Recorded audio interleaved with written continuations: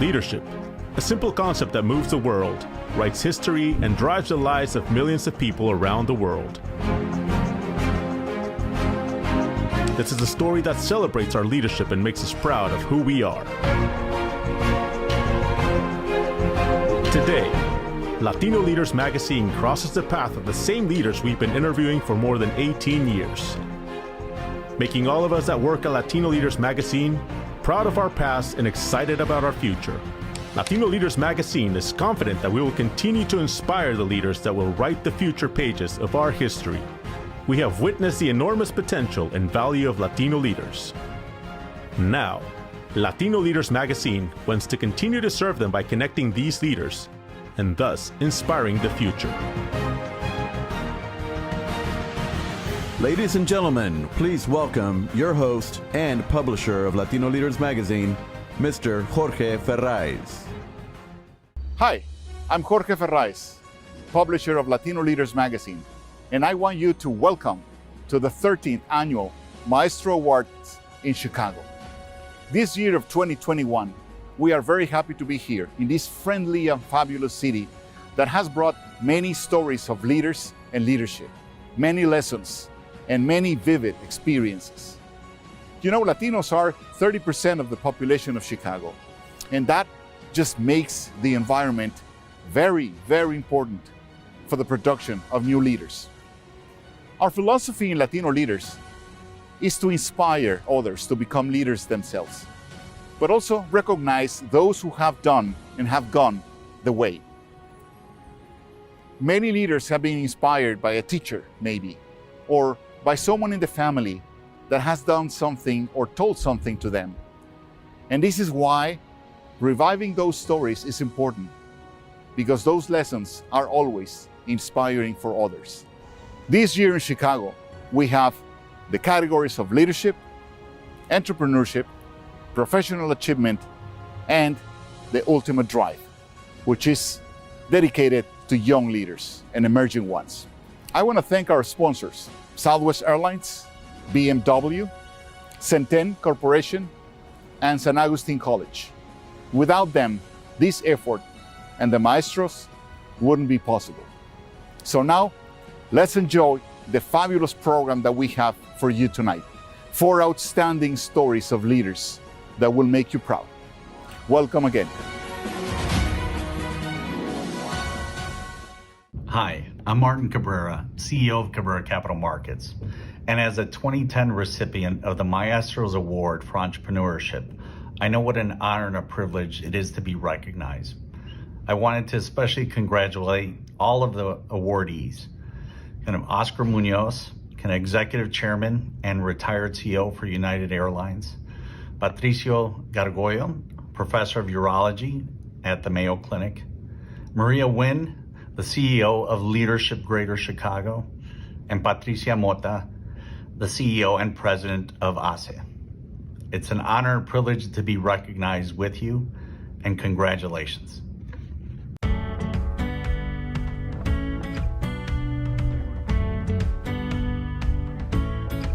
San Agustin College was created specifically or mainly to the Hispanic community. For a number of years, we conducted research to identify specific needs of the community for them to become successful into the higher education learning system.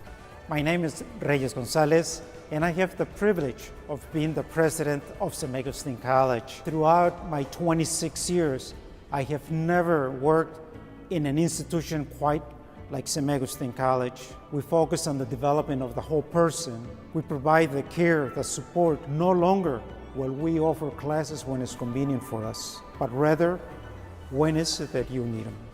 I think one of the things that makes us unique is our career ladder concepts, in that we have our students enter into a certificate at the beginning of their academic career, and after 1 year they have a credential that enables them to go out into the workplace and find a job in their area of choice. What makes San Agustin unique is this community of Latinos for Latinos will help us to get to the next level and of course bring the Latino community to a better place. I do believe that we are the only one in the country right now that have some directions given by a particular model that really target 3 different pillars. The high-touch pillar, the high-tech pillar, and the high support. They are based in 3 foundations: knowledge acquisition, excellence, and innovation. We have ultimately the same objective in terms of investing in our community, building it, empowering our young leaders and future leaders to grow. That'll make transformational change for generations to come. Coming from a community college and transferring to San Agustin College with all the support that I needed in order to accomplish my dream was amazing. Thank you, San Agustin College.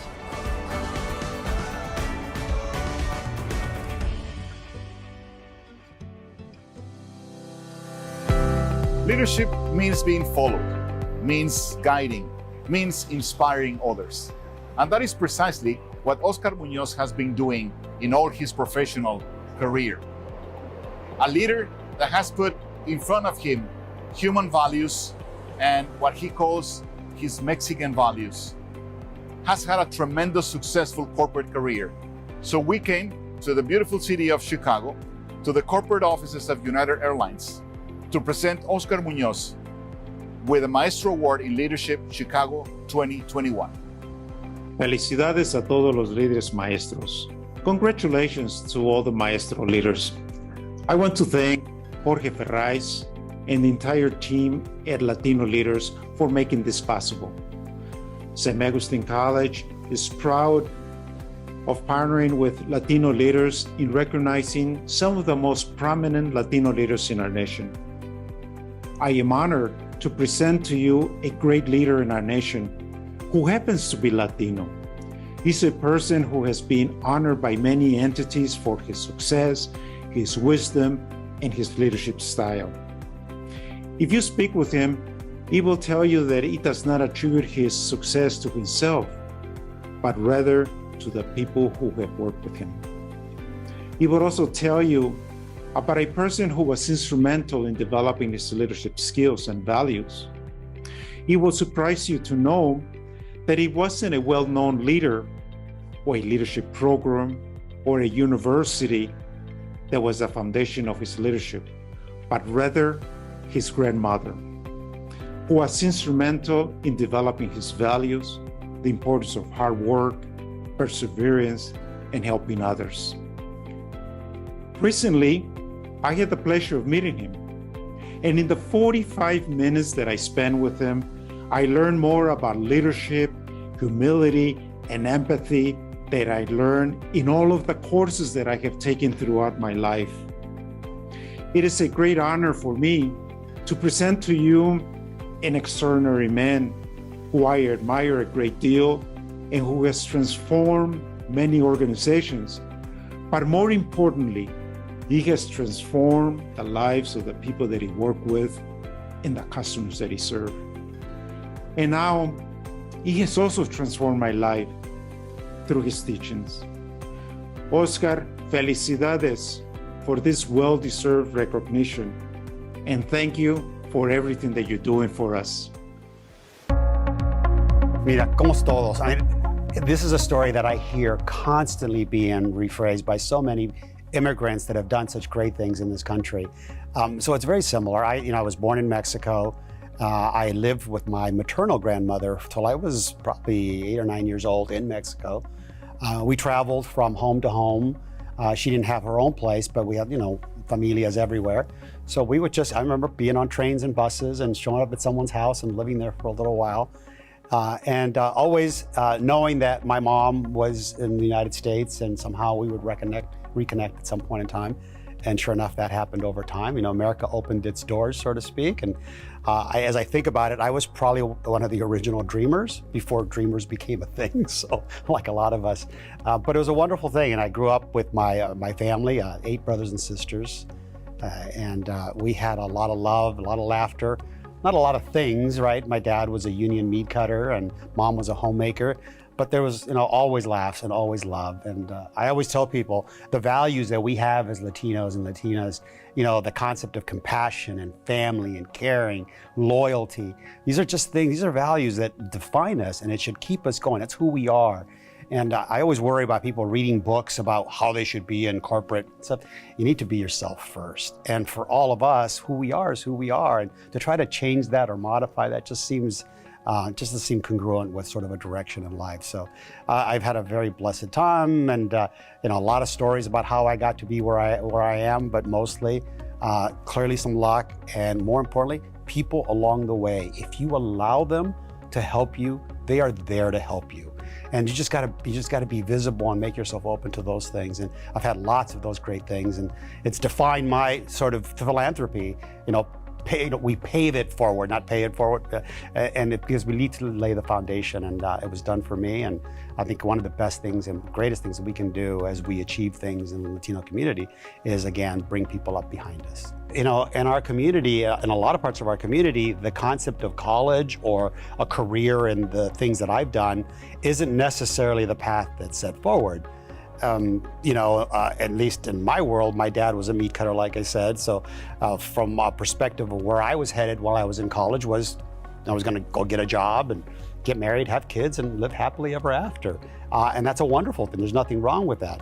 I was fortunate enough to have someone sort of intervene. One of my high school counselors just stopped me in the hallway one day and had seen some of the preliminary SAT scores, and she didn't know me, I didn't know her, and she just said, "Hey, I saw your scores, where are you thinking of going to college?"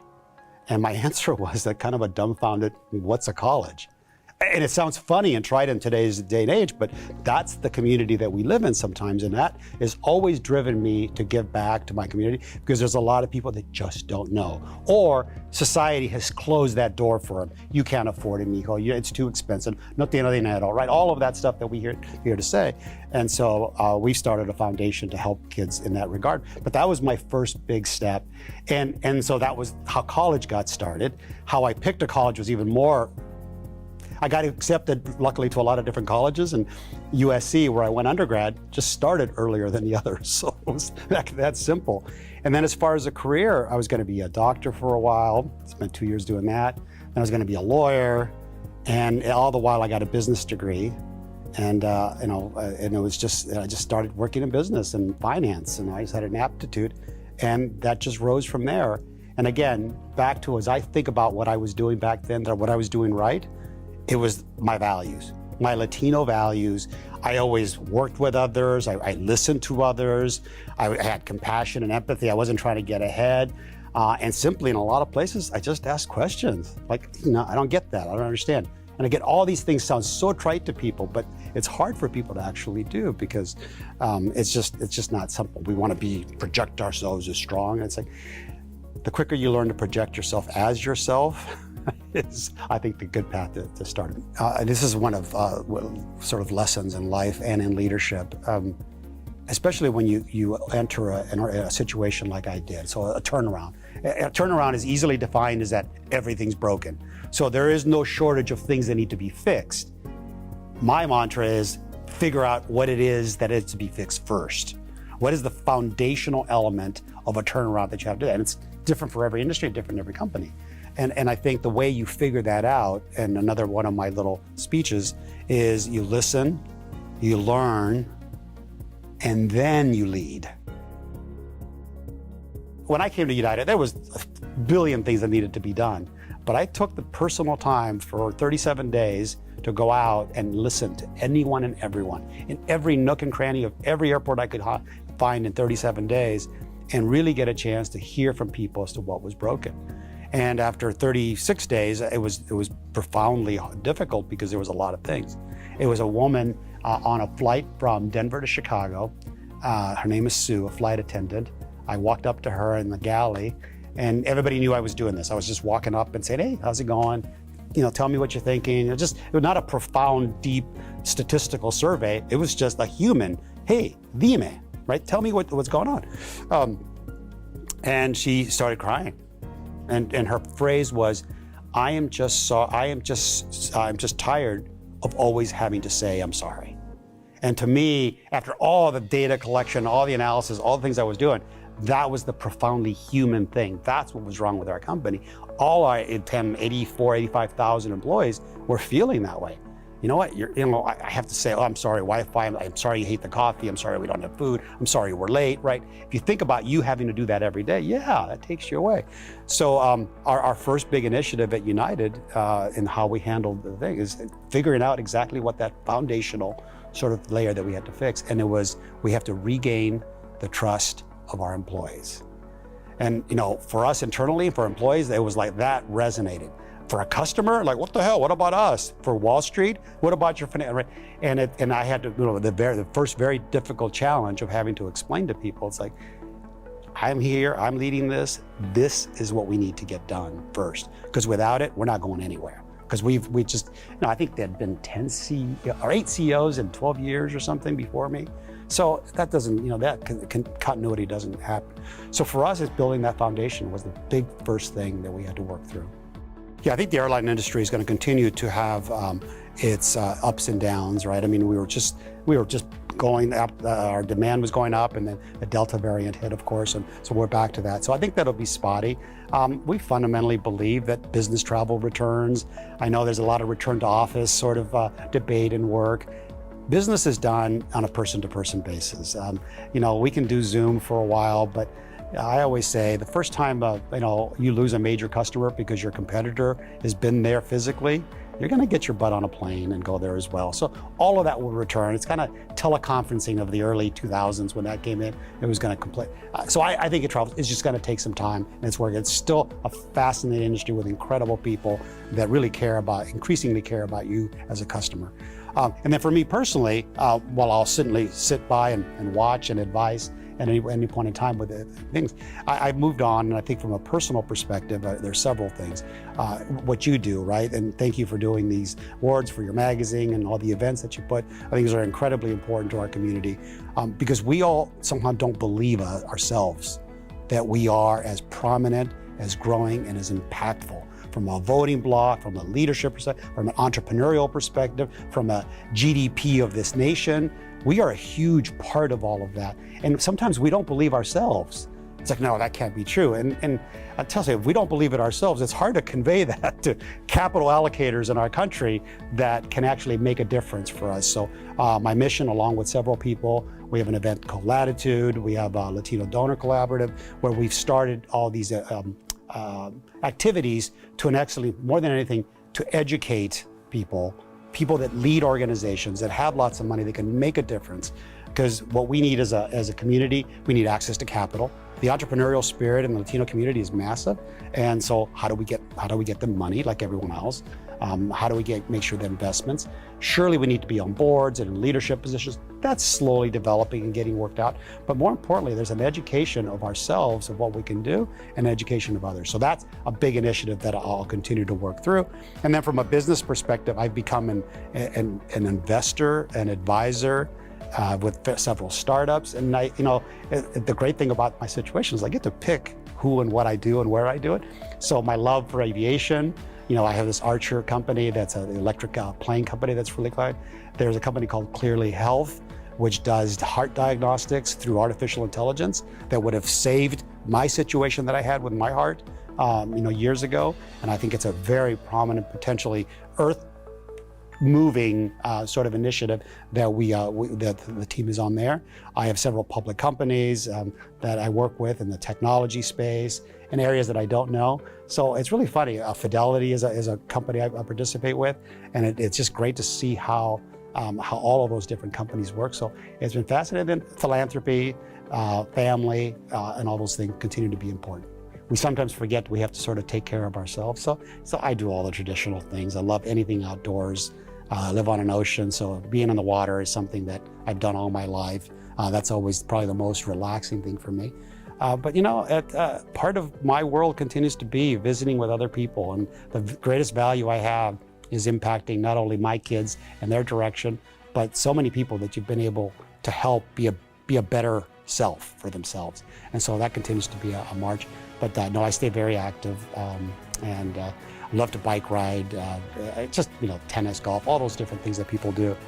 but it's more importantly that you do it with friends and people, and it's been a good life.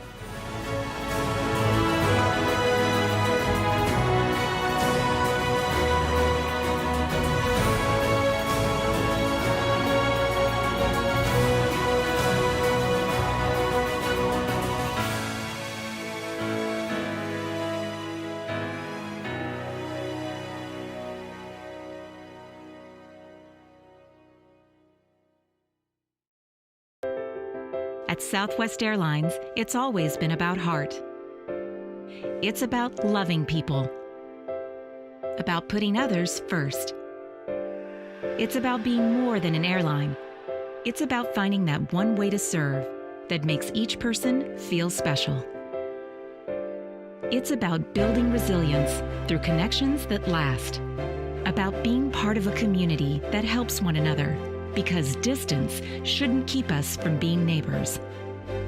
It's about living responsibly and doing things the Southwest way, which means we do it because we want to, not because we have to. Because whether in the air or on the ground, we believe community is more than a place. It's at the heart of what brings us together.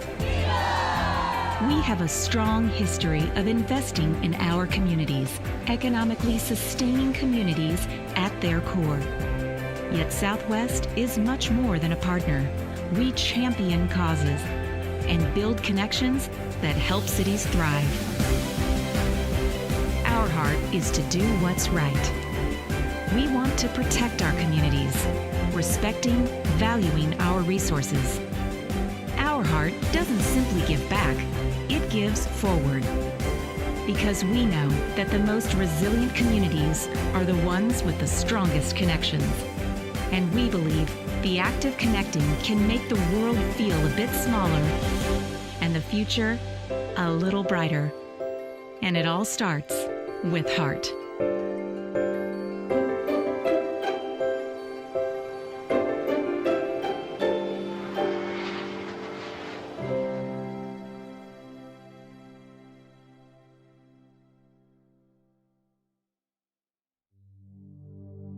Leaders build, create, initiate projects.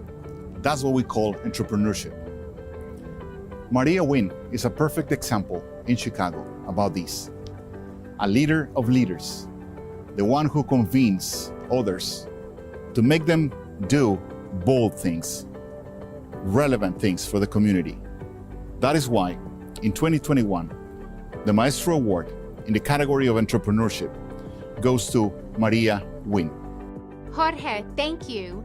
You and your team connect leaders and inspire the future through your publications and events. Thank you for bringing us together this evening. And to all of this year's award recipients, congratulations. Tonight, we celebrate you, your service to our community, and your many accomplishments. Thank you for leading with integrity, humility, and heart. I'm Laura Nieto, and I serve as the Director of Community Outreach at Southwest Airlines. While I wish we were together in person, it's truly a pleasure to be with you tonight. This year, Southwest celebrates its 50th anniversary of connecting people and championing communities. To commemorate this milestone, we're spreading kindness in fun and unique ways to inspire a kinder, more compassionate world. At Southwest Airlines, we believe community is more than a place. It's at the heart of what brings us together. It's been an honor to partner with Latino Leaders magazine for so many years. We've been able to see firsthand the power of celebrating Latino success stories can have on inspiring the next generation of leaders. Throughout the years, Southwest has been proud to work side by side with influential leaders of the Latino community, many of whom are recognized through the Maestro Awards. Tonight, I'm honored to have the opportunity to recognize Ms. Maria Wynn, Chief Executive Officer of Leadership Greater Chicago, the region's premier civic leadership development organization. Since 2014, Ms. Wynn has led the transformation of Leadership Greater Chicago, representing the organization at the highest levels of business, government, and social services. Ms. Wynn has distinguished herself as an innovator and transformational leader at Microsoft and Xerox.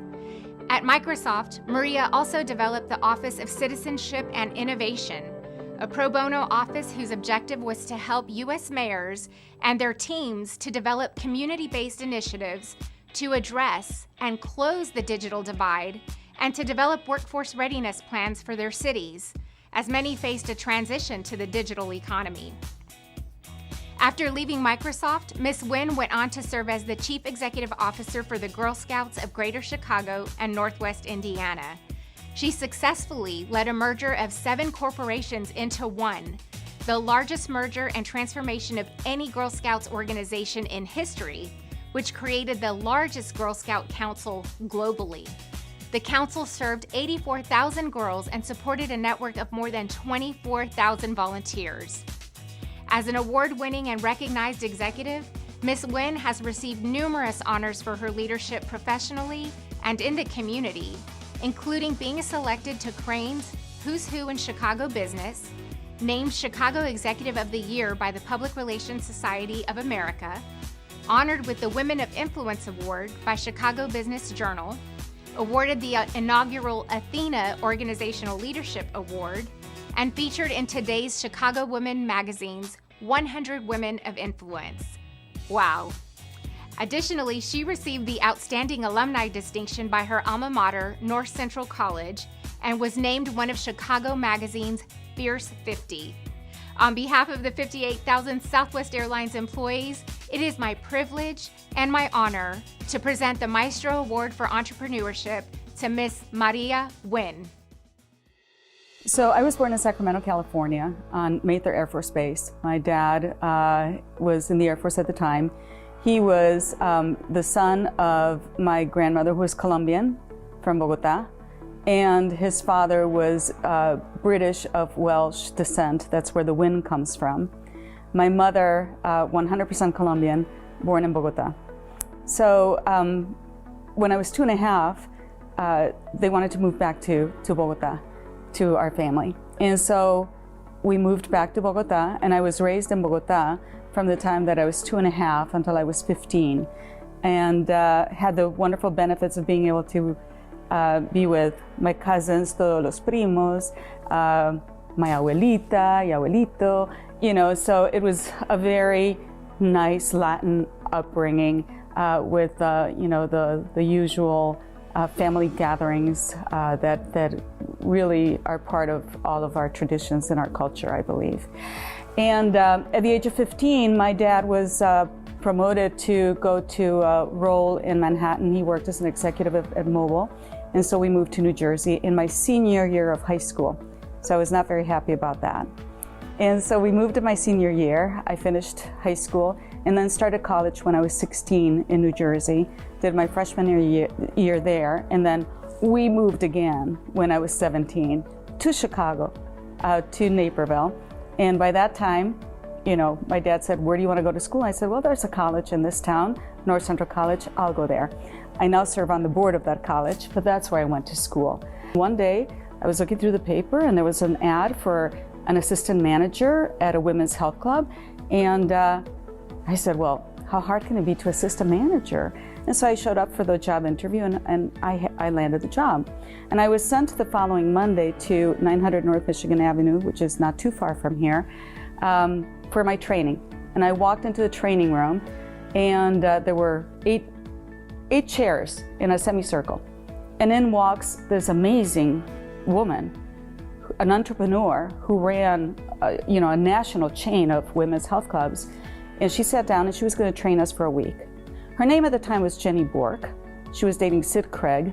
My first sales trainer was Jenny Craig. So she inspired me to pursue business. So after 3 years of working for Jenny, I decided to pursue an MBA. And while I was there, I decided that I would target Xerox as a company that I wanted to work for, because Xerox at the time had a tremendous reputation for its innovation, but also for its sales training. And so I pursued Xerox, was hired by Xerox, and that launched me into a career of technology, which I had for the rest of my career. So I was very fortunate to have a very strong start with a company that was among the top in the United States. and a company that was known for technology and for innovation. And from there, I went on to pursue different portions of my career in telecommunications, and came back to Xerox. I was with Xerox twice in my career, and then ultimately went to Microsoft and rounded out my career in technology at Microsoft before I went into the not-for-profit sector. The passion comes from the mission, right? For me, having grown in Colombia, and at the time that I grew up, it was very easy to walk out the front door, and I'm sure you experience this as well, where you immediately know that there's a world that has and a world that doesn't have, right? And that to close that gap, there are opportunities that have to be made available to people.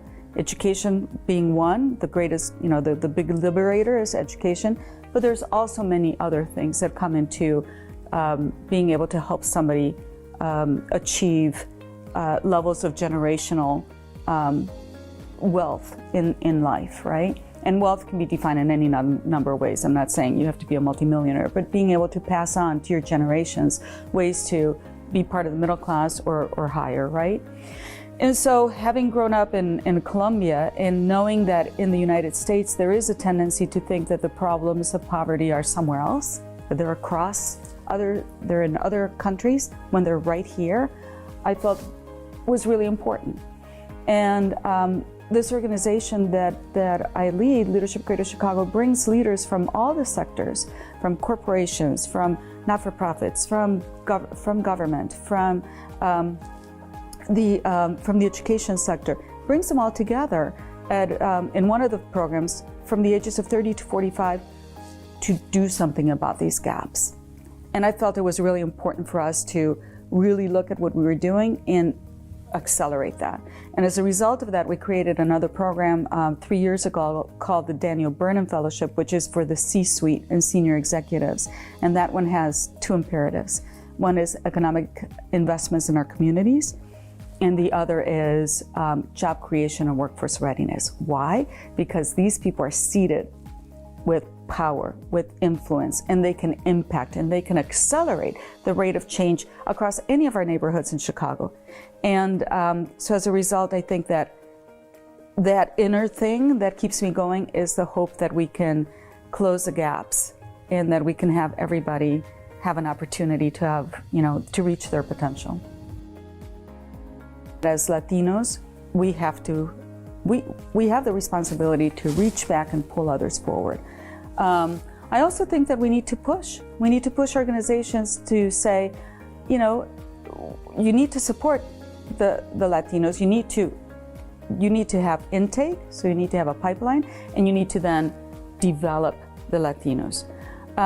It's been a challenge inside of corporations for years, and I don't understand why it is not given as much attention as other demographics, particularly with the fact that the numbers are there.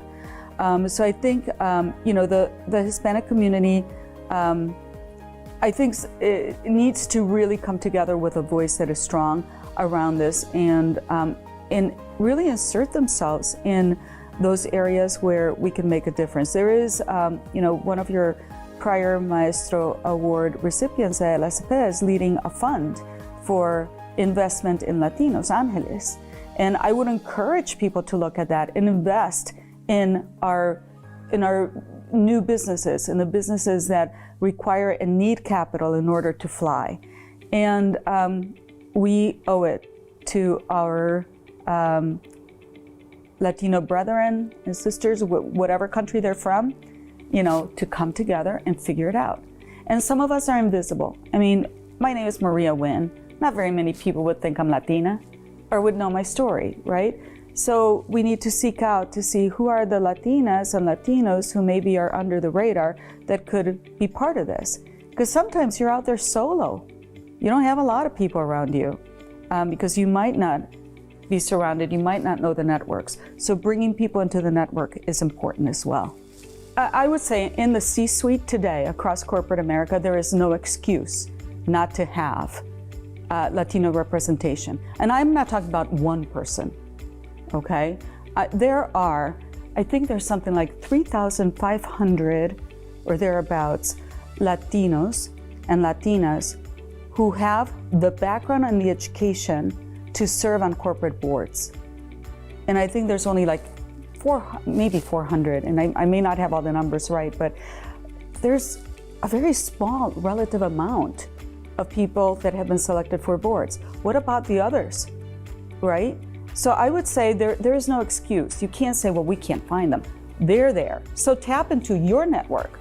Tap into the networks of Hispanic organizations that are dealing with that top layer of professionals and executives that are Hispanic. So I would implore the corporations that are struggling to stop struggling and reach out to us. We'll help them, right? We'll help identify the people. But there's no excuse today to have a boardroom that does not have Latino presence. To the people that are coming, that are middle management, look behind you and look ahead of you. Now, ahead of us, sometimes we won't see necessarily the Hispanic role model, but there's so many great leaders and role models. Look for the sponsorship necessary to move your career forward, always provided that you have the performance, right? And for those who are starting, I would say the Hispanic networks, the Latino networks present today were not present there 20 years ago or 25 years ago.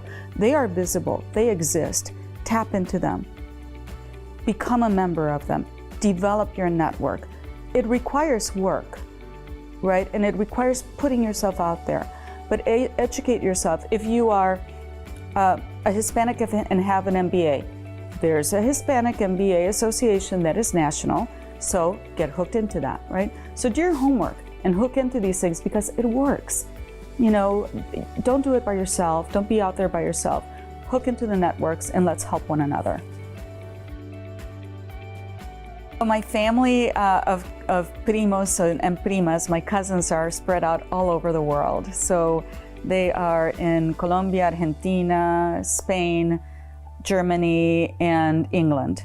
So we keep up on WhatsApp quite a bit, and we joke around quite a bit. So unfortunately, we're not geographically proximate, so we have to rely on the goodness of technology, Zoom and WhatsApp and all of these other things for us to stay in touch. So I have been, and I don't have a lot of family here. My brother and his family are here, but that's it. We don't have any more family in the United States. So I have had the good fortune of being adopted into a number of families, right? Which is, you know, the friends that become your family. But I'm also very active. I love the arts. We're sitting in the Goodman Theater of Chicago. This is one of the premier not-for-profit theaters in the United States. And I've had the good honor of, the good fortune of being part of this family since 2004. And I'm the president of the board currently. So I derive great joy from the work that we do. And one of the reasons I love this theater is because it does really look at diversity. We had the first Latino Hispanic or Latino festival, theater festival in 2006, I think. And we just got done with an unbelievable run of theater in the parks of Chicago with a show at Millennium Park last week called Zulema. We are about to launch American Mariachi, which is the story of a woman who creates an all-woman mariachi band. So we support the Hispanic community in that, and that's one of the many things that I love about this theater, along with its excellence and the fact that we never closed. You know, we always produced during the pandemic. So even in the virtual world, we were bringing theater to everybody. I also sing. I love to sing. I take voice lessons, and I love the music of the 1930s and the 1940s, and maybe someday I'll sing in a big band. So those are the things that I love to do.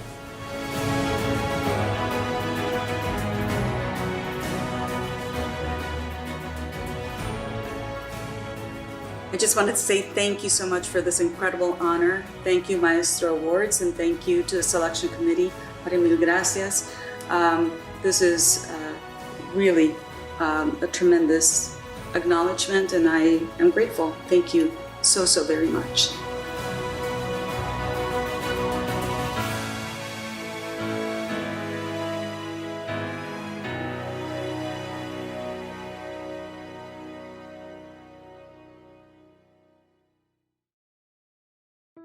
At Centene, we believe everyone deserves access to affordable, high-quality health care. That's why we're the national leader, with nearly 4 decades of experience in operating government-sponsored healthcare programs in the U.S. And we're expanding our presence around the world. Our local approach begins by hiring from within the communities we serve and providing culturally sensitive healthcare services to our beneficiaries. We are committed to removing barriers that prevent individuals from receiving the care they deserve. And we understand that the social determinants of health affect each person's well-being. Our efforts to confront those challenges are a part of our core commitment to social responsibility.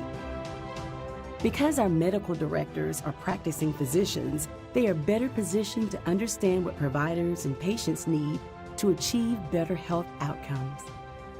By pairing innovative programs with technology, Centene empowers people to make healthy decisions that improve their quality of life. Year after year, we are recognized as a top employer and for the quality of our work. We are transforming the health of the community one person at a time.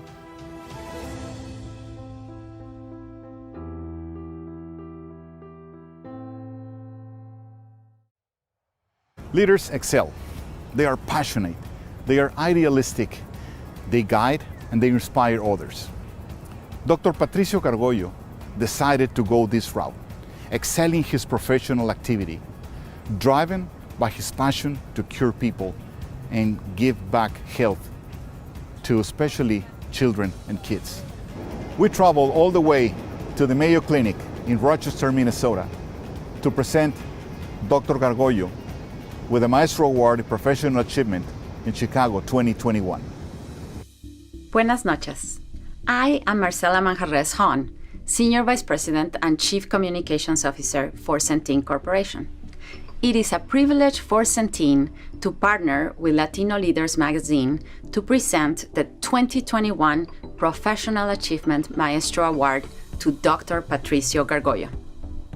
Dr. Gargollo has extensive experience in robotic-assisted surgery for complex reconstruction in pediatric patients and has pioneered numerous robotic techniques in pediatric urology. Dr. Gargollo is an excellent example of what a medical researcher and physician can do, and is also a proud member of the world-famous team of researchers at the Mayo Clinic. At Centene, we are committed to helping our members live healthier lives.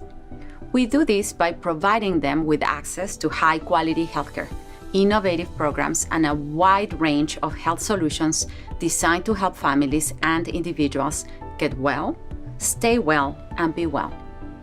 For a career devoted to improving the health and lives of many children, Centene is very proud to join Latino leaders in presenting this recognition to Dr. Gargollo.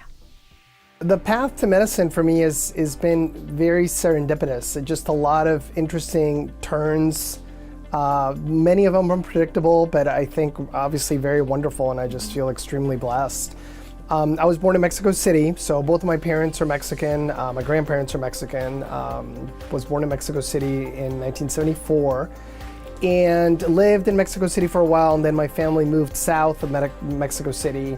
My dad is an architect, my mom was an artist, and my parents were divorced when I turned about 7 or 8, and thankfully, you know, I've always been very grateful for my parents for this, is that they really understood the importance of education, and they knew that in order for me to get the best of the best education, that I should move with my dad, actually. So my dad got a job in California after their divorce, and he said, you know, I'm moving, and they decided, very fortunate for me, to have me go with my dad. You know, I showed up in San Diego speaking almost zero English. I was actually placed in an English as a second language in ESL class when I first got there because I spoke very, very limited English. And you know, just went through my education in California. And again, you know, I think one of the main reasons for, you know, my blessings and successes is that my parents really valued education over everything else. Education was number one. And I eventually graduated as the valedictorian of my high school in San Diego. And then I left for Baylor University on scholarship. So I was at Baylor. And I really decided, I think at the end of my high school time, that I wanted to be a scientist. I knew I love science, I love biology. And I really knew I was going to pursue that. So I went to Baylor majoring in biology, thinking I was going to go into medicine. There's only one other physician in my family, so not a lot of examples in medicine for me. But went to college and just loved science, loved it, and I loved working with people, especially children. I really, I volunteered at a couple different hospitals, and I really, really enjoyed it. And so I really decided to pursue medicine and graduated from Baylor and went to Harvard Medical School in Boston to do my training. And then stayed in Boston. Really, I'm a big believer that you need to do what's in your best interest for your long-term career goals. And I knew that Boston had some of the best medical training in the world. I knew I wanted to be in medicine. I really liked working with my hands and sort of fixing things. So I knew I wanted to be a surgeon. And initially I wanted to be a transplant surgeon. I wanted to do kidney and liver transplants. I actually worked in a lab. I worked on weekends and nights when I was in medical school at a small little lab. Well, actually now extremely successful lab, but back then it was not very important, doing transplants in different animals. So they were looking at a model where they wanted to transplant between species. So they were looking at a monkey to pig and pig to monkey transplant model, with the idea that because there's not a lot of transplant organs available in the world, then maybe we could use organs from other animals to transplant into humans. So that's what I did for many, many years, thinking I was going to be a transplant surgeon. And then once I started my residency, I thought, I like transplant, but I really like pediatrics. Like, that's what I really want to do. And I remember my mentor saying, well, be a pediatric transplant, surgeon. And, not to say that I don't like hard work, but that lifestyle was very hard. Those guys work incredibly crazy hours, very unpredictable. And I also really like the reconstructive part of pediatrics. So really what drew me to pediatric urology was I got to work with children who I love working with, and parents, and you get to build things that aren't built necessarily the right way, things that don't connect well. And so that's how I became a pediatric urologist. So I did a urology residency at Mass General Hospital in Boston, and then I did my fellowship training at Harvard at Boston Children's Hospital. And I was in a lab there for a while because I always thought I wanted to pursue a career in not only medicine but also basic science research. So I did a lot of lab work there. And that's kind of how my career choice evolved. When you deal with a patient in an adult world, you just deal with their patient, maybe a spouse, maybe a sibling. Here you're dealing with the patient's family, their whole family, parents, aunts, uncles, grandmothers, and the patient. And that's very different. And so you have to be able to relate to adults that are very concerned about their child, and also deal with a child that maybe doesn't necessarily know, what's going on, what's happening. But I love that. I mean, people say, oh, pediatrics, any pediatrics is terrible because you have to deal with parents, and parents are awful. And I'm a parent, I have 3 children, and I understand where parents come from. They're frightened, and they just want the best. Now on the flip side, what's very hard, and I didn't really begin to experience this until the last 6 or 7 years when I started taking care of a lot of cancer patients. Early in my career, I dealt with cancer very rarely, but Mayo Clinic is one of these premier institutions for cancer care. So we get these really tragic cancer cases. I mean, just end of the line, have given up on everything. We're their last hope. And I lost 2 patients on my birthday this last summer that died, young babies, from cancer. And I deal with a very, very specific type of cancer that's very rare. And that's what my lab studies, and that's what I do clinically. And that's what you also see in the back. Here's a bunch of cancer models. But that's also very hard. Losing a child that's your patient versus, losing an adult is obviously tragic and painful, but losing a child is devastating. And that has taken a lot of getting used to. And it's been difficult, but, again, very rewarding when things go well. When I mentor young Latinos and young minorities, this is what I tell them. This takes 3 things to be successful. Number one is you need a goal. You need to say, okay, I see myself 10, 15, 20 years here. When I was 8, my uncle, who's an attorney, gave me a Harvard sweatshirt. And I said, I like this sweatshirt. This is where I want to go. And so and my cousins still make fun of me. They said, remember that sweatshirt that you used to wear all the time? Because I knew, I said, this is the best. That's where I want to go then. And so that was my goal. So that's number one.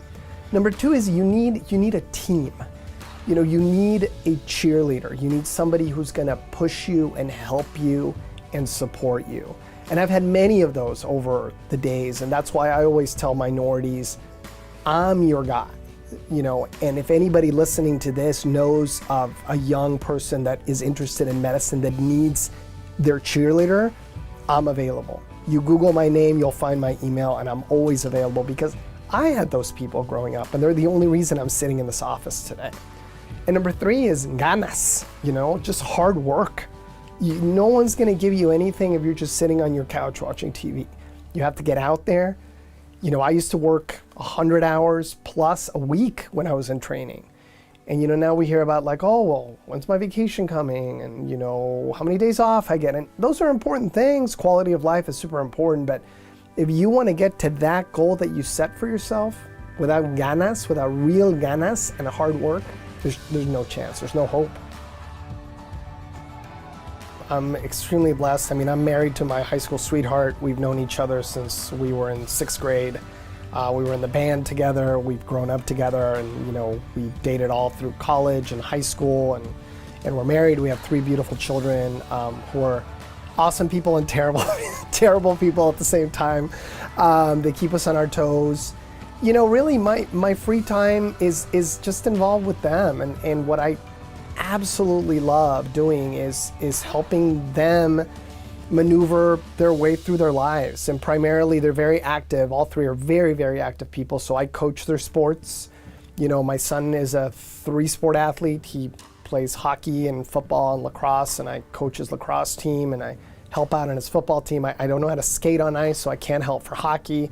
But I do the same thing with my girls. I take them to all their competitions. You know, I really want to know that they have a big fan and a big supporter. You know, my dad, God bless him, he was a single parent, you know, and he had to work 12, 14-hour days, and he was never around for anything, not because he didn't want to and not because he didn't try, but he was working.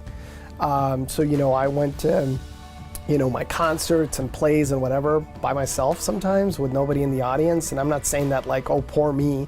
You know, he did what he needed to do, but I find it amazing that, you know, I work in an institution that values work-life balance. You know, even though I work very hard, and so do the rest of the physicians in this institution, most of us have a very productive life outside of work.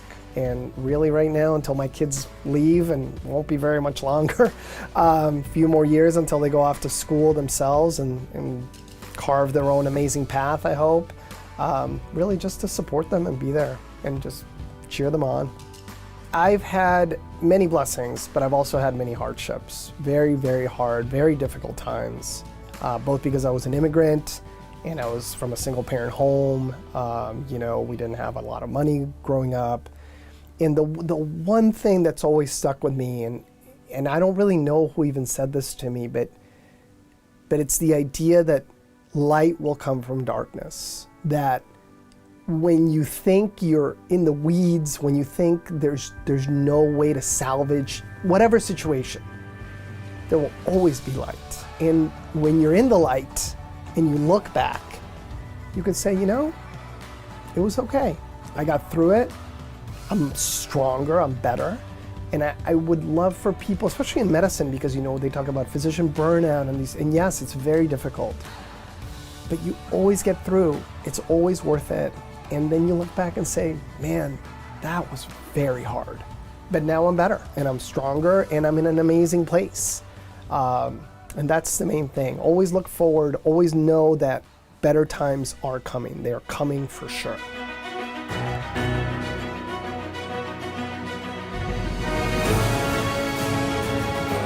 Well, thank you very much, Latino leaders, and I really want to thank the award committee. This is just such an incredible honor.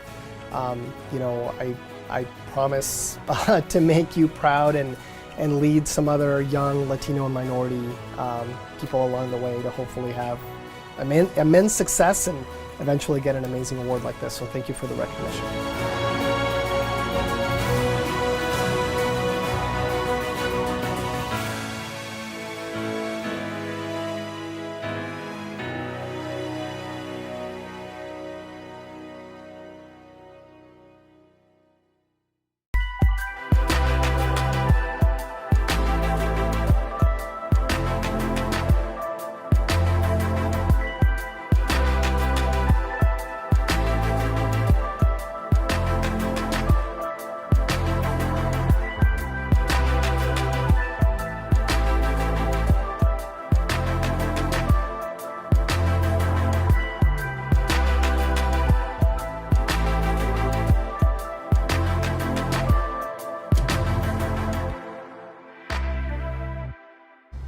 Young leaders have the energy for the ultimate drive.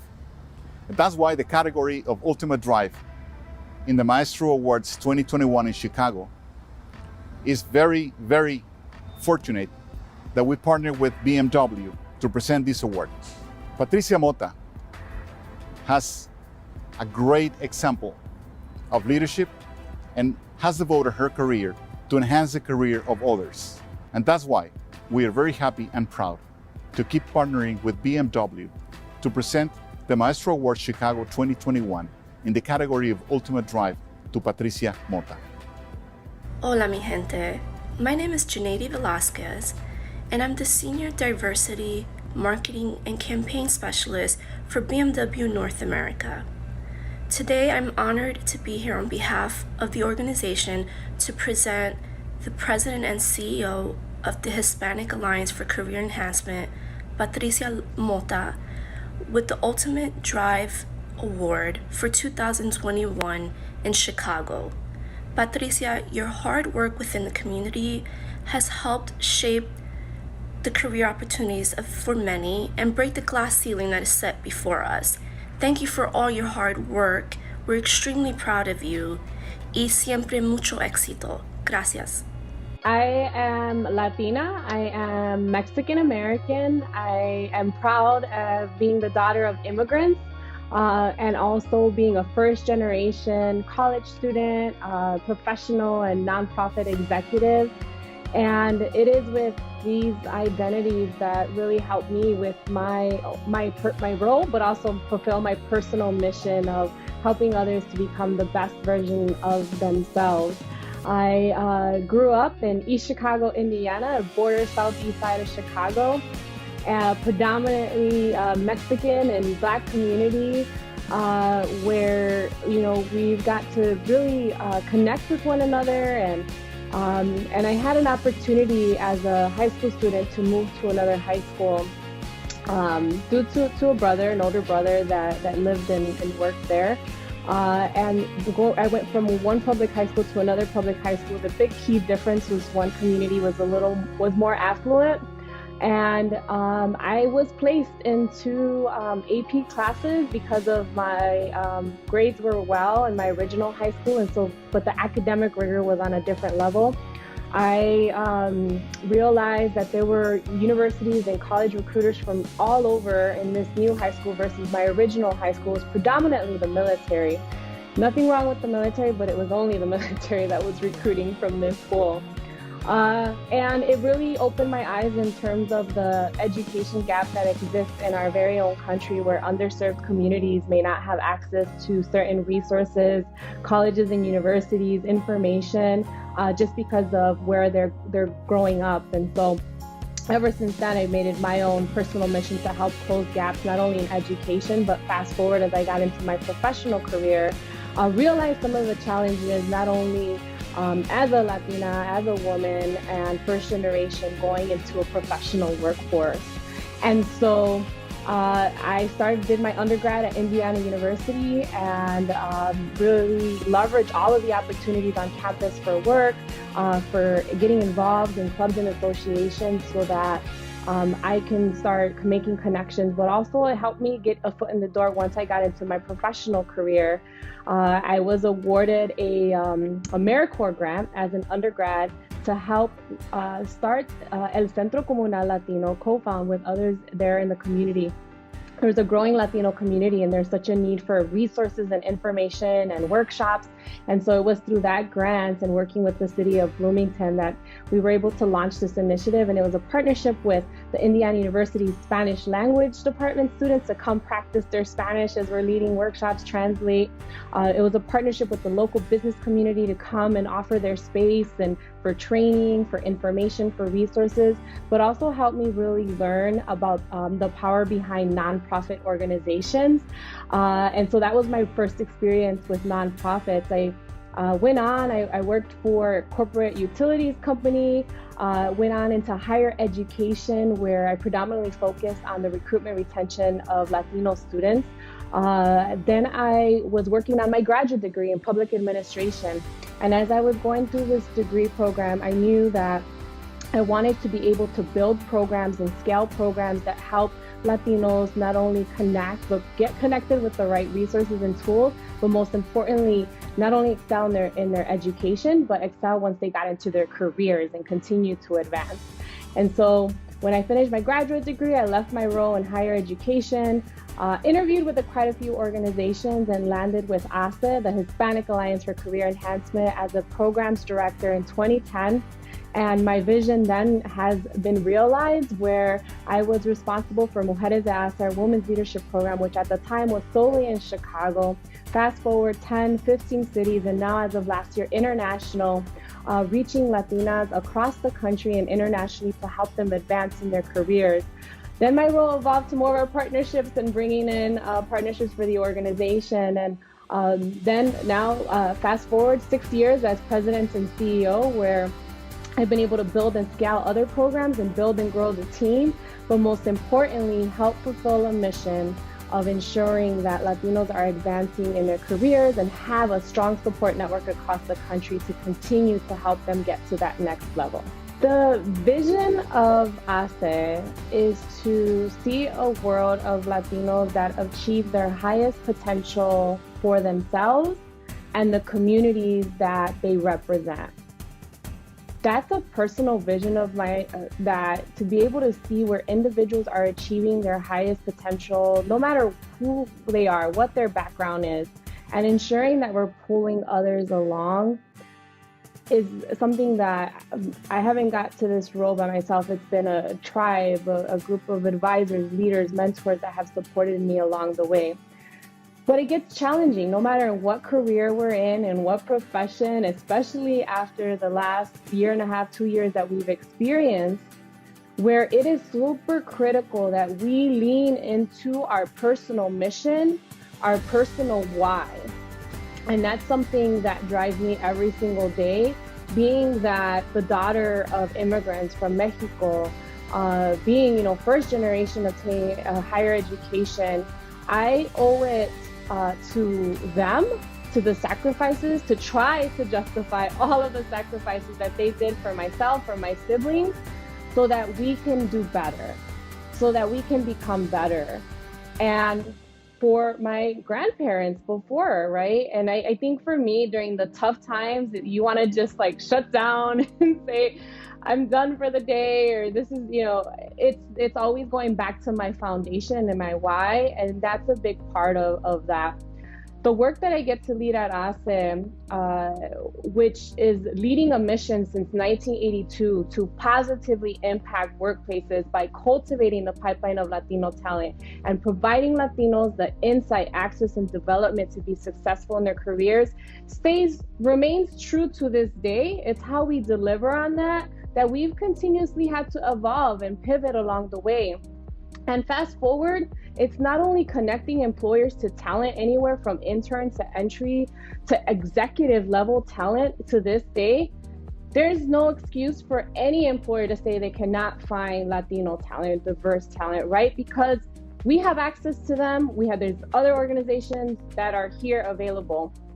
And the second piece that we deliver on our mission is through our pipeline and leadership development programs that start as young as the high school level, but go all the way to mid-level professionals, 10-week, 14-week, year-long, cohort-based programs that we are providing individual coaching, individual leadership assessments, culturally relevant content. But what I'm most proud of is seeing the multi-generational support network of Latinos, Latinx across the country that are coming back and as executives saying, this is how I did it, this is what I recommend, coming back as subject matter experts, as guest speakers, as trainers, and doing the same for our students. And truly meaning that they are giving back and connecting to one another. And that is so fulfilling when I'm sitting in sessions and hearing some of the impact that's happening, the promotions, the increase of pay, especially for Latinas that have the lowest the highest paid gap and the wealth gap that exists today. And the third way is through thought leadership and branding. So it's through conversations such as our diversity roundtables, our executive leadership tour, our ERG events, where we're actively providing spaces to share best practices and connect one another. And I always say we're Latino serving, we're not Latino exclusive, right? We welcome everyone to be part of our conversations, to be part of our community. As with other communities, it is critical more than ever to ensure that we're working together across all groups as allies and ensuring that we are getting those that are not in the room, those that do not have a voice, that we're making sure that they're there. Part of my personal mission is serving as an advocate for access and equity, and it's been that way since I was in high school, and I would say even before that. But I realized getting to a role like I have is a huge responsibility that I do not take lightly, but I haven't gotten here by myself, and so it takes mentors, advisors, other community partners, and recognition such as the Maestros Award to really shed light on all of the wonderful people that are doing great work, that are well deserving of being recognized. And so I'm incredibly thankful for the honor to Latino Leaders Magazine and to the peers that I get to be recognized with that are alongside as award recipients. And so I'm thankful for all of those who thought of me and for this recognition. Thank you.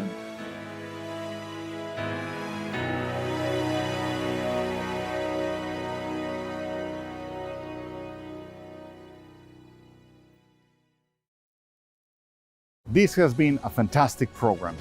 Thank you, Chicago, for sharing your stories and letting us honoring your leaders. For us in Latino Leaders, our passion and commitment is to inspire others and recognize the leadership. Thank you to our sponsors, Southwest Airlines, BMW, Centene, and San Agustin College. I also want to thank the Latino Leaders team that has been behind these awards all the time. Isabela Herrera, Wendy Zacarias, Lawrence Teodoro, Cristina Gonzalez, and Ed Nett, who is responsible for these videos. Thank you again for participating and joining Latino Leaders in the 2021 Chicago Maestro Awards. See you next year.